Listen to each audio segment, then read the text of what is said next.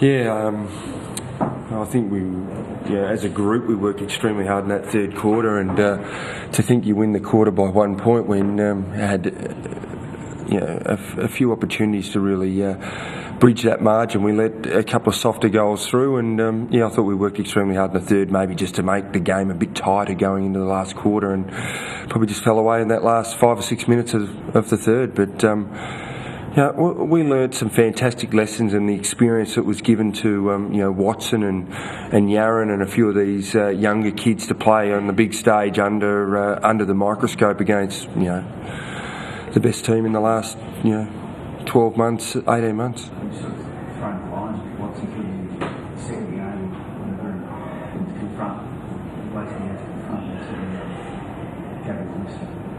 Yeah, they gave him a lesson, but it probably didn't hurt him on the scoreboard through the game. So I thought towards the end he got a little bit tired, but everyone says you've got to get experience, and how do you get experience? You play, and you play the game, and I think the lessons he will get out of it, he will grow from that. Maybe if Bauer was up and going, might have been different. White was probably a bit stiff to get dropped. I thought the balance of the team, Collingwood with the way they run, we had to get everything right, and he should have played. I thought he played all right up at the Gold Coast, so it was a good learning point for him. You're never pleased to lose a game, obviously, but no. Are you sort of more positive minded? You seem more positive minded in the sense that when it sort of threatened that they could put away for you in the second quarter that you dug deep, I think you got to 14 points in the third, but you just kept coming back. Yeah, that's. I suppose that's something as a group you look and you see the character of the group and what the response is at half time, and we thought there's a couple of areas that we could clean up, and we conceded, I thought, 3 goals in back 50 stoppages, which we sort of had that effect, happened to us in Sydney last year where they scored. They had a lot of numbers there, and they seemed to find a way to score. So there's 3 goals out of the deficit of 27 points. So we thought if we could correct that, we might start to get the game a little bit back, and we did, but we just couldn't lock the ball in. I think they took 7 marks in our back 50 from our direct entry. And then we only had 8 tackles. So that was an issue for us generally. I thought our ability to keep the ball in our forward 50 allowed them to really get through.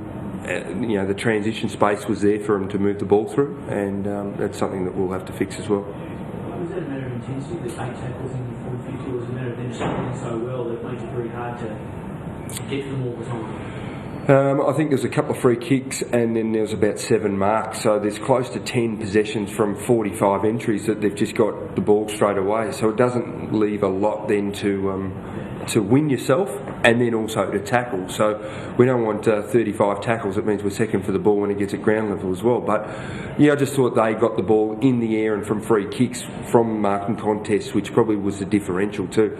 And then you could see that with the possessions. Their forwards had 65 possessions and our forwards only had 41. And that was nearly the possession count differential at the end. Yeah, Curnow went to Pendlebury as well, which I thought did a fairly good job. I thought the midfield was pretty even. I thought Blair was probably the difference on the ground, and at one end, and Shaw was very good for them at the other end. So they had probably 2 players at either end of the ground, which probably were the best on ground and second best on ground. You set the tag Shaw in the first quarter. He still got a handful of touches, but you went away from that after. We had players assigned and things like that. I think sometimes it's the craftiness of those defenders that can find a way to get themselves off, and he's very good. And if you get the extra defender down there to help you, you can zone off a bit more, and he picks your player up. And Collingwood did it really smart at times, and he's a very, very good. I think he's an All-Australian defender, and so he's going to always find a way to get the ball. How would you judge your composure, Brett?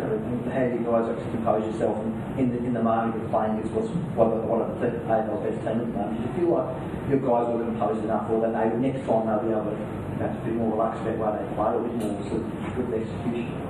I thought at times we didn't. Our forward entry seemed to be a little bit more. We sort of played one way most of the night, which was which was a little bit disappointing. We had a few things, but they just didn't pan out in the game. But I thought at times we lacked a little bit of composure, but then at other times we really rolled our sleeves up and maybe just fought the fight that was out there in front. But we didn't get as much free ball as they did. I think they had a bit more spread and a little bit more freedom in their disposal, especially through the middle of the ground when they got that maybe quicker rebound from those marks in our forward 50.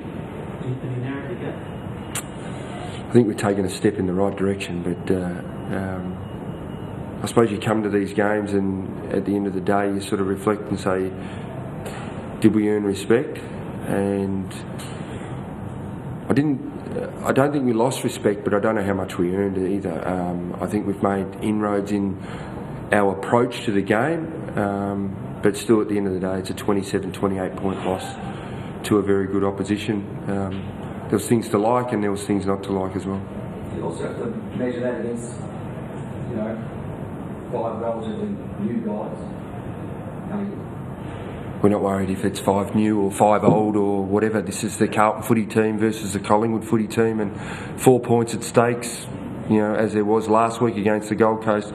We expect a result, and we'll be doing everything in our power. So, maybe we reflect on their game because, to say they're young men, maybe behind the scenes or on the Monday in match committee we'll say, geez, it was not a bad effort from a young man, but when they run out and the way they get assessed with the team is they pull the jumper on, they have to perform. Was Walker strategic or was he getting nervous?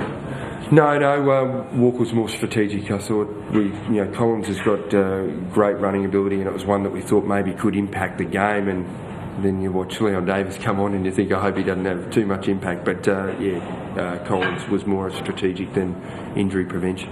Yeah.